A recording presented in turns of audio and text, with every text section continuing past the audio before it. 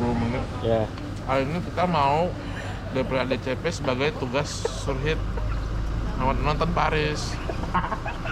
Oke, pertama-tama kita mulai dengan sholat subuh dan makan. Kalau makan, kalau nggak ada tenaga, nggak sholat, nggak bisa deploy, Pak. Benar, fondasi pagi-pagi ya. Ya, Pak. Ya, jadi kemungkinan kita bakal deploy jam 8.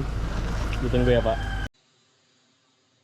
Oke, jadi ini adalah proses dari sebelum kita melakukan untuk deploy ADCP. Jadi kita menggunakan software Sontek View Argonaut karena ADCP yang kita gunakan itu mempunyai merek Sontek.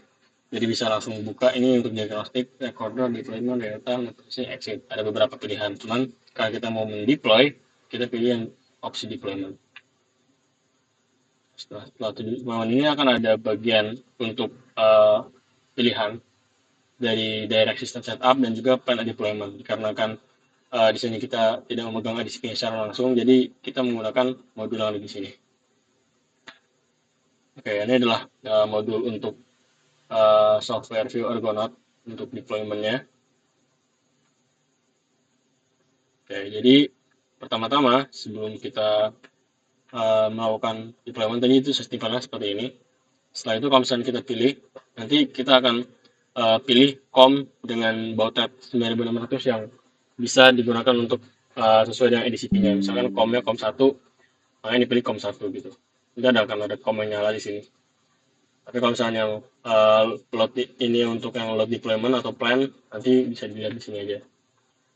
Nah, berikutnya akan ada muncul show system setting kayak gini. Ada frekuensi, serial number, dan system type.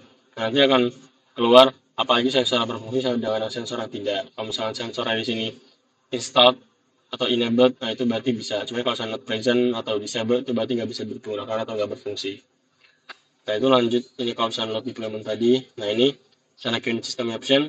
Nanti ada pilihan untuk English unit atau metric unit. Digunakan metric unit karena biasanya kita gunakan untuk meter. Berikutnya itu nanti di standar settingnya di sini. Nah ini ada nama, ada start date-nya itu tanggal berapa untuk deploy-nya dan juga start time itu mulai jam berapa untuk pendeployannya. Jadi data akan diambil otomatis sesuai dengan tanggal dan juga jam yang ada di sini. Nah berikutnya itu di sini ada data collection schedule. Jadi ini averaging intervalnya itu untuk uh, jadi averaging interval di sini itu untuk mengukur data yang diambil tiap pengambilan itu berapa menit atau detik. Nah ini satuannya detik ya, second.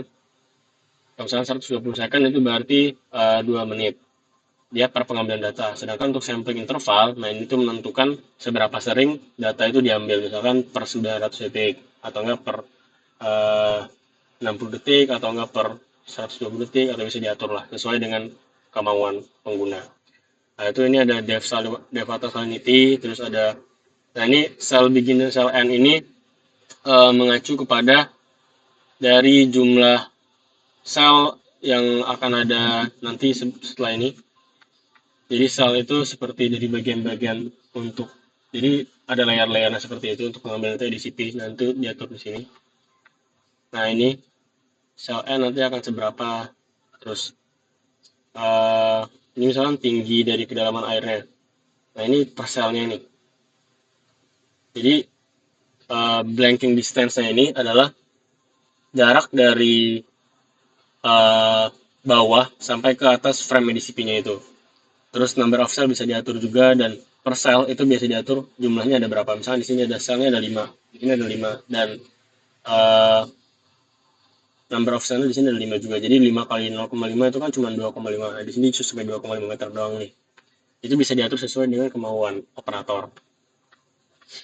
Nah, terus di sini ada temperature mode, ada coordinate sistemnya, reverse velocity bisa kita nggak atur-atur yang di sini. Terus ini burst mode-nya bisa kita disable aja. Terus ini tadi data collection schedule sesuai sama yang tadi. Terus ini ini flow setting bisa kita juga ada buat ngatur-ngatur ini sih. Oke, terus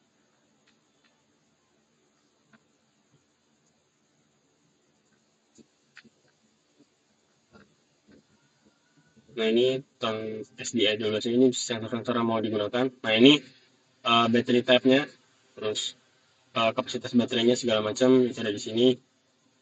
Nah terus dia akan langsung ready buat di deploy. Nah ini ntar ada summary-nya, jadi DBSP kita udah ready atau belum. Kalau misalnya udah enable semua dan strateginya udah, deployment-nya udah, baru kita tinggal bawa, dan kita harus nyemplungin CIDCP-nya itu sebelum jam yang kita setting di awal tadi, seperti itu, untuk deploy di melalui softwarenya. Oke, berikutnya untuk CIDCP-nya diikat dengan tali tambang dan juga di setup seperti ini. Nah ini sedang proses pembawaan EDCP menuju ke laut.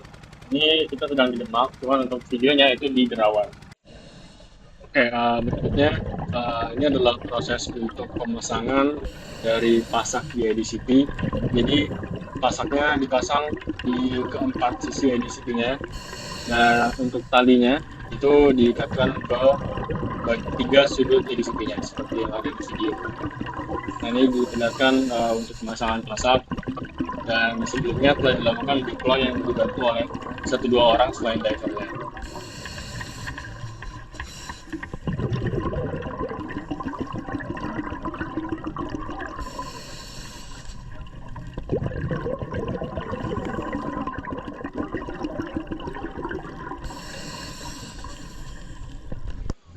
Nah berikutnya untuk pencegahan kehilangan EDCP, tali yang mengikat ke EDCP dan tersambung ke kapal itu diikatkan juga ke objek-objek yang berada di bawah permukaan laut seperti batuan besar atau karang, ataupun bisa menggunakan alat bantu seperti pasak ataupun karung yang berisikan pasir, supaya ketika adanya goncangan ataupun tarikan pada tali itu tidak mempengaruhi dan tidak mengubah posisi EDCP dan datanya tidak terganggu.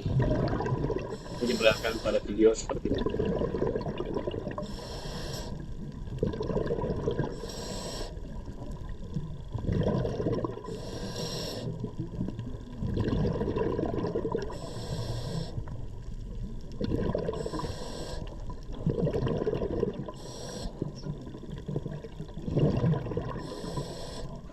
Dan berikutnya untuk EDCP-nya sudah terpasang dengan posisi seperti sebagian berikut, dengan bantuan kabel TIS dan juga diikatkan pada tali dan pasak. Sekian, terima kasih. Assalamualaikum warahmatullahi wabarakatuh.